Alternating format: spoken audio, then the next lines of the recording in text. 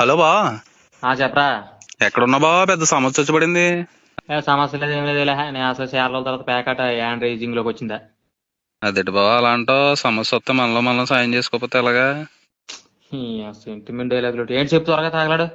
అదే బా, అర్జెంట్ గా బాత్రూమ్ వచ్చి కాలగొట్టు మీద కూర్చున్నాను. ఎదరేమో మురికి కాలువ నీళ్ళు ఉన్నాయి, వెనకాలేమో పంట కాలువ నీళ్ళు ఉన్నాయి. దేంతో కడుక్కోమంటావు? ఎరా ఎలా కనపడుతుంది నీకంటే ఇదే సమస్య, నీకు వచ్చిన సమస్య ఇప్పుడు. అంటే దేంతో కడుక్కుంటే సెప్టిక్ అవుతుందని భయంగా ఉంది బావా.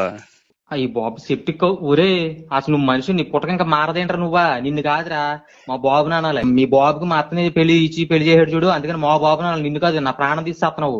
అవన్నీ కాదు కానీ ఇంటికి వెళ్ళి ఇంట్లో డీ ఫ్రిడ్జ్ లోని ఐస్ గడ్డలు ఉంటాయి, పట్టుకొచ్చే. ఏంటి ఐస్ గడ్డలు తెచ్చి ఇప్పుడు నీకు శాపంతో ఉన్నట్టు తోమాలి నేను? రేవులో తాడిపోయినట్టు పెరిగావు, నా ప్రాణం తీసేస్తున్నావు ఏంటి ఇలాగా? త్వరగా రా బావా, ఎండిపోయేలా ఉంది. ఎండిపోతే గీరుకోరా, అక్కడ పక్కకి వెళ్ళి ముళ్ళకంపలు ఉంటే ముళ్ళకంపలు చేసి గీరుకో దేవసాలు.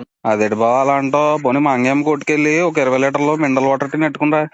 ఏంటి 20 లీటర్ మినరల్ వాటరా? ఏంటి ఇప్పుడు నీతో పాటు మొత్తం ఊళ్ళో వాళ్ళందరూ కడగాలి నాన్న అక్కడికి వచ్చి? ఒరే నువ్వు మనిషి కాదేంట నువ్వా? ఓరే అర్జెంట్ గా పట్టుకురారా బాబా, అక్కడ సుజాత అంటే వెయిట్ చేస్తుంది, కడుక్కుని వెళ్ళాలి. సుజాత అంటే అయ్యి బాబు, ఒరే నీ పేరు ఆ సుజాత అంటే పేరు నాకు ఒళ్ళు మంటాడిపోతుంది అసలు నాకు.